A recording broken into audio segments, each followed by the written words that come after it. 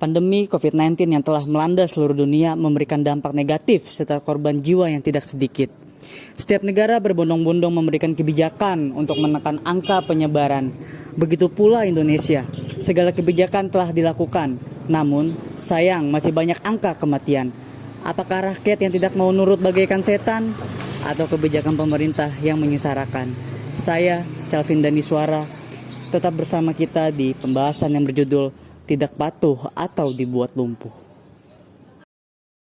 Oke, saya sekarang sudah bersama narasumber kita. Namanya siapa ya? Namanya Faratun. Namanya Faratun. Boleh tanya-tanya sedikit? Boleh. Jadi saya mau nanya nih, apakah kebijakan pemerintah untuk berdiam di rumah itu efektif? Kalau menurut saya sih kurang efektif ya. Karena kayak pemerintah itu bikin kebijakan itu kayak nggak cuma lihat dari satu sisinya aja.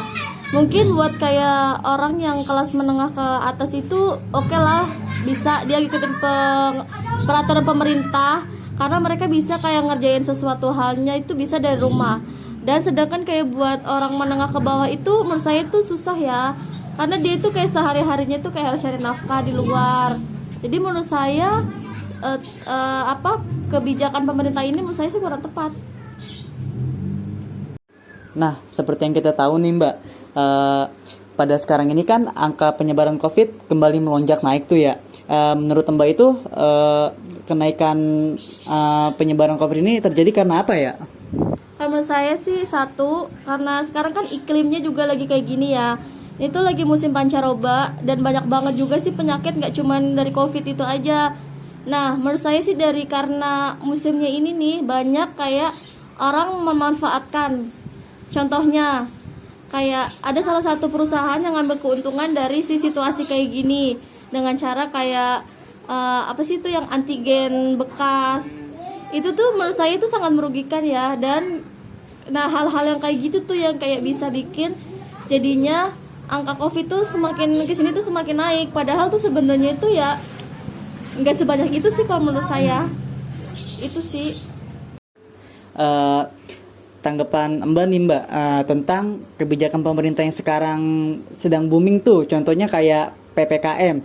Nah, menurut Mbak rakyat di Indonesia itu pada setuju nggak sih atau malah sebaliknya tidak mengindahkan kebijakan tersebut?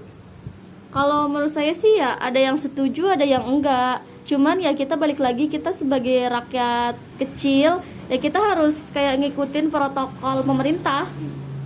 Udah. Tanggapan Mbak, dampak COVID itu bagi ekonomi itu seperti apa ya? Menurut saya sih dampaknya itu benar-benar sangat buruk ya.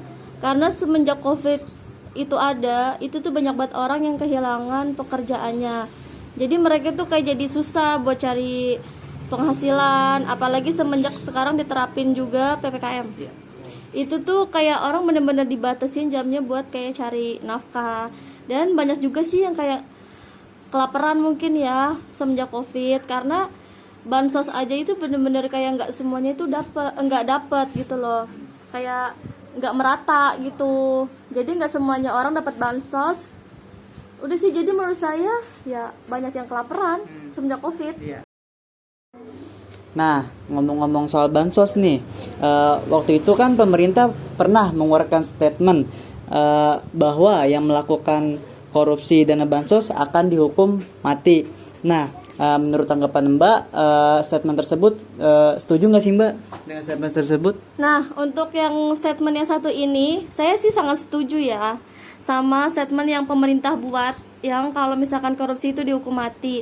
Tapi masalahnya sampai saat ini, sampai detik ini pun tuh kayak mana belum kelihatan gitu loh, belum ada hasilnya. Jadi kayak belajar dari kasus-kasus kemarin tuh banyak banget kan yang kayak korupsi bansos, tapi tuh kayak kasusnya tuh kayak ditutup aja gitu, kayak sengaja dihilang-hilangin. Sampai sekarang tuh kayak belum ada berita-beritanya lagi gitu. Jadi segitu saja. Terima kasih buat Mbak Faratun atas waktunya. Ya, sama-sama. Jadi seperti itulah tanggapan masyarakat terhadap COVID-19 ini. Saya Calvin Daniswara Bahtiar selaku reporter pamit undur diri kembali ke studio.